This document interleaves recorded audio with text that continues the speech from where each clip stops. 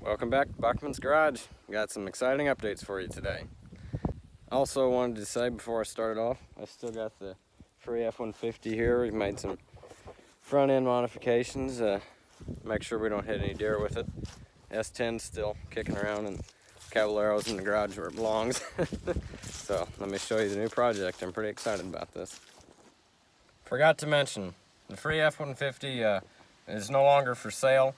The S10 there started to have some transfer case problems last winter, started to grind a lot, so only logical thing to do is take the other truck in the yard and get it licensed, and I've been daily driving it ever since, and I love the heck out of it. So if you've seen my haircut or my general demeanor, you probably already guessed what I bought, or even the thumbnail. This is a 1986, same year as my Caballero. I'm pretty stoked about that. It's my year. 2020 is so bad, I'm going back to 1986. Anyway, this is a 1986 Camaro RS. The RS model? Was that the basic one? I know it's the base model, but we're gonna change that. Don't assume anything by the RS. So this car, I bought it from a gentleman who purchased it in about 2004. It originally had a 2.8 liter V6. Yeah, powerful stuff right there. And he pulled it out, sold it immediately. Of course, it had bad head gaskets. Ask Junkyard Diggs about that. But he pulled it out and he sold it to actually my cousin, and then he was deployed to Iraq. Thank him for his service, and the car sat in the garage for 16 years.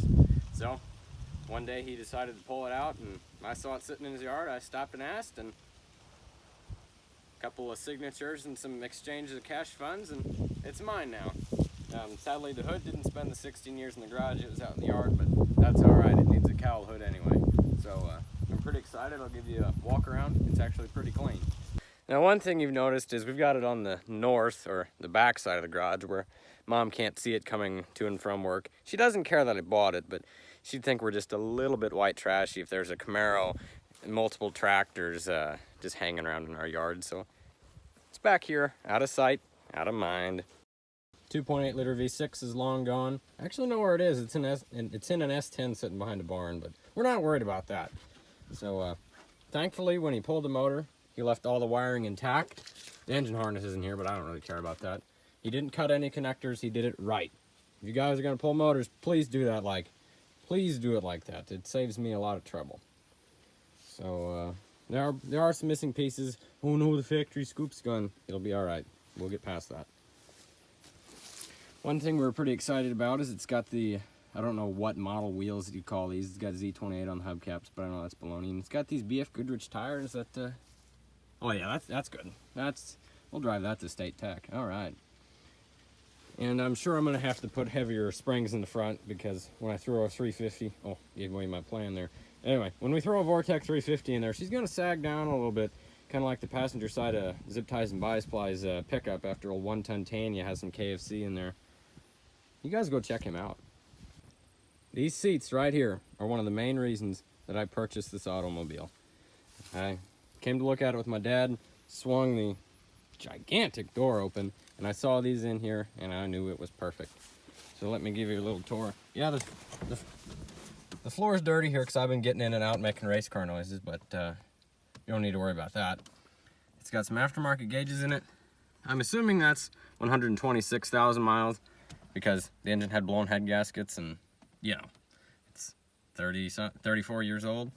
We got a race tack in here. Okay, there we go. All right. Yes, it's an automatic transmission, but I do intend on daily driving this car, so we'll reserve the stick shifting for the old Ford over there.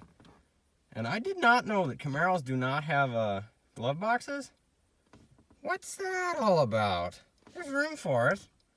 Oh well, I digress. Also, if anybody knows what these two switches are, I don't think they're for the windows, because you got standard windows there. I know this one's for the hatch, but I don't know what these are for, so we'll figure that out. But look at the seat covers. I mean, that just looks like them jackets my ex-girlfriend used to wear. I don't know if that's a good thing or a bad thing, but here we go. Beep, beep. Just look at that back seat. You can tell this guy didn't have many friends. I mean, it's empty. Now the old rig was parked by a gravel road, so it's fairly dusty, but underneath the paint ain't nothing to scoff at. It's got its scratches, it's got really minor dings, but if I'm going to be daily driving this car, I don't want a perfect show car. I want something I can drive. You know, this is probably my favorite part of these cars, is just the sassy rear end. Needs stripes on the roof though. You guys comment about that. I'm pretty sure it does, but the back end's really straight. There's no battery in it, so the light should open. America. But yeah, it's not like Jeremy Clarkson's Camaro where there's dead bodies and whatnot in the back. Actually, I haven't opened those, but it's pretty clean back here. Yeah, a little bit of foliage, but you don't need to worry about that. Now, it might look all right on video, but the hood's shot. There's cat prints on it. I need a bigger scoop to clear the engine power plant that I'm planning on going with. So we'll just buy one off eBay or something. It spent its time outside. The paint's faded. It's rotted a little bit, and we just ain't gonna mess around with it. You know, this is yes, it's a budget car, but could just go all toast to the Camaro and not even have a hood. That's an option. So now I'll do a full walk around of the car. I mean, I thought my Caballero was in decent shape. This beauty. Okay, no dog cam. Yeah, this beauty. She's pretty stout. I don't know what the rear gears are, but well, we've just got her up against the garage here so we can still get the lawnmower in there. Dang, Frost got the tomatoes. Oh, there's one. That's fine. Sat in here out of the wind. Look at that. Look at that minty headliner. Fantastic. Well, anyway, I thought I'd step in here out of the wind to talk about power plant. So like I said, I am keeping it automatic. Man, you don't know how to drive a dick, man. It's not a real muscle car. Shut up. My F-150's got a V8 and a 5-speed. You're riding that thing if you want to see muscle. Well, yeah. Anyway, but so I plan to go, like I said, 350 Vortec. We're going to a junkyard to look at those from pickups soon. I know it's probably easier to find a regular 350, but I want the good heads for cheap, okay? I'm not shelling out for aluminum heads, and I sure as hell ain't putting those small iron heads on there, so we're going with the Vortec 350. Vortec 350, 4L60 or 700 R4. I'm really just playing my cards by what I can find. If, you know, a deal on a 700 R4 pops up, I'll go with that. If a 4L60 pops up, I'll go with that. Trying to keep away from it. Trying to limit the electronics, but that's just difficult. So for engine management, I'm kind of undecided. From a cost perspective, I know that the Ghost Street EFI, I think that's what it's called, it's about $860, and it's about more like $1,000 for the Holly. Could be wrong on that now, but we'll just see what happens.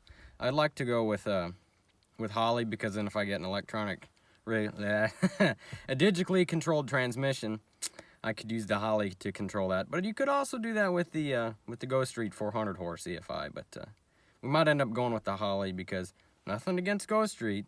I'll try it if you want to send it to me.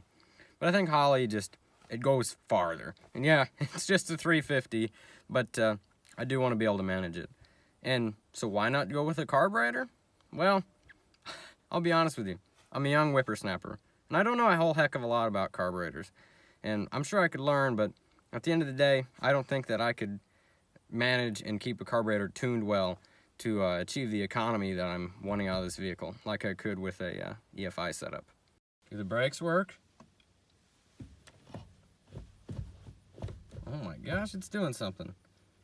I do know the handbrake works. That's how we got it on the trailer. Oh wow.